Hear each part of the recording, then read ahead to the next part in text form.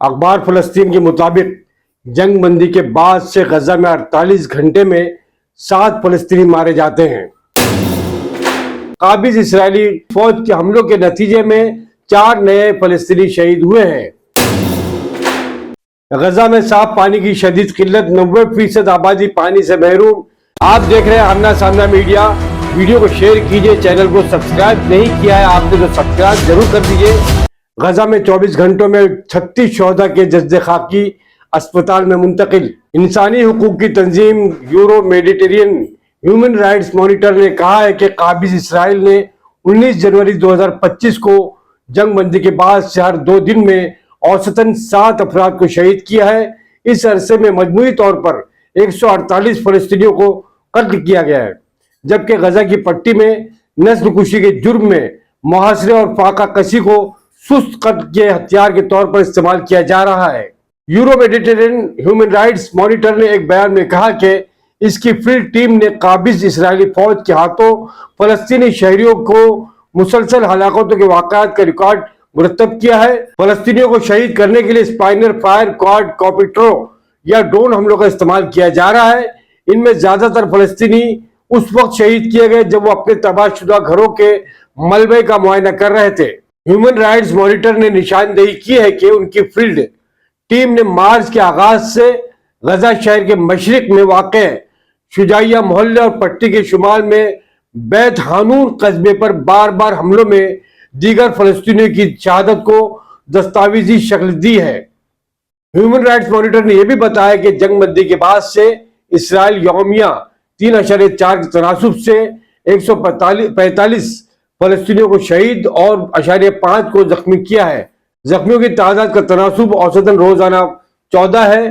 Human rights monitor نے یہ بھی بتایا کہ اسرائیل نے 15 ماہ کے دوران نہ صرف وسیع پیمانے پر قتل و غارت گری کی ہے اور غزہ کی پٹی کے بیشتر حصوں کو تباہ کر دیا ہے، بلکہ وہ مزید جان لیوا حالات مسلط کر کے اپنی نسل کشی کی پالیسیوں میں اضافہ کر رہا ہے، جو کہ بتدریج اور آہستہ آہستہ قتل کا باعث بنتا ہے۔ غزہ میں 24 گھنٹوں میں 36 شہداء کے جسد خاکی اسپتال منتقل۔ درشکوں، آپ کو یہ بھی بتا دیں کہ وزارت صحت نے منگل کے روز ایک بیان میں کہا کہ شہداء میں 32 کی لاشیں ملبے تلے سے نکالی گئی ہے۔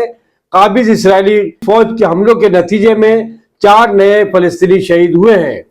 انہوں نے تصدیق کی ہے کہ 7 اکتوبر 2023 سے اب تک اسرائیلی جارحیت میں شہادتوں کی تعداد 48,503 اور زخمیوں کی 1,11,927 ہو چکی ہے۔ وزارت صحت نے کہا کہ ملبے کے نیچے اور سڑکوں پر اب بھی شہداء کی لاشیں موجود ہیں اور ایمبولنس اور شہری دفاع کا عملہ ان تک نہیں پہنچ سکتا ہے۔ وزارت صحت نے غزہ کی جنگ میں شہید اور لاپتہ ہونے والے افراد کے اہل خانہ سے مطالبہ کیا کہ وہ منسلک لنک کے ذریعے رجسٹریشن کر کے اپنا ڈیٹا مکمل کریں۔ تمام ڈیٹا وزارت صحت کے ریکارڈ کے ذریعے نئے لنک کے ذریعے مکمل کریں۔ غزہ میں صاف پانی کی شدید قلت، 90% آبادی پانی سے محروم۔ یونیسیف کی رپورٹ۔ اسرائیل کا ارادہ فلسطین میں بجلی اور پانی کی بندش، قتل و غارت گری، ظلم و زیادتی، فلسطینیوں کو دوبارہ بے گھر کرنا اور جنگ دوبارہ شروع کرنا شامل ہے۔ نیو یارک مرکز اطلاعات فلسطین کے حوالے سے خبر ہے کہ اقوام متحدہ کے بچوں کے ادارے یونیسیف نے خبردار کیا ہے کہ غزہ 4 کی پٹی میں پانی کی شدید قلت سنگین سطح پر پہنچ گئی ہے، کیونکہ اس وقت 10 میں سے صرف 1 شخص کو پینے کا صاف پانی میسر ہے۔ اس طرح غزہ کی 90% آبادی پانی سے محروم ہے۔ غزہ میں یونیسیف کی اہلکار روزالیہ یولین نے تنظیم کی ویب سائٹ پر بتایا کہ نومبر 2024 میں 6 لاکھ لوگوں کو پینے کے پانی تک رسائی دوبارہ شروع ہوئی، لیکن اسے دوبارہ منقطع کر دیا گیا ہے۔ اقوام متحدہ کی ایجنسیوں کا تخمینہ ہے کہ 1.8 ملین افراد، جن میں سے نصف سے زیادہ بچے ہیں، جن کو فوری طور پر پانی، صفائی اور صحت کی امداد کی ضرورت ہے۔ انہوں نے اس بات پر زور دیا ہے کہ پٹی کی بجلی منقطع کرنے کے فیصلے کے بعد صورتحال مزید بگڑ گئی ہے، جس کی وجہ سے پانی کو صاف کرنے کے اہم کاموں میں خلل پڑ رہا ہے۔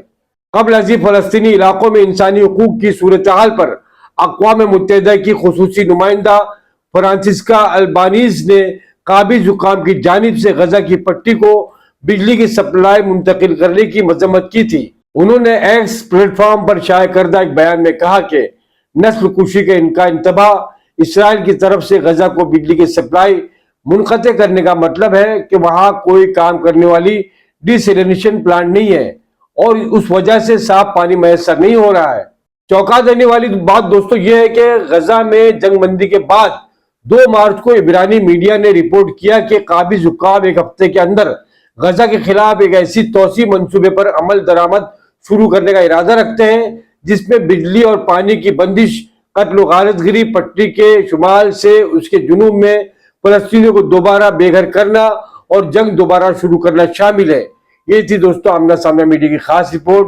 شکریہ، دھنیہ واد، جے ہند، جے مہاراشٹر، اللہ حافظ۔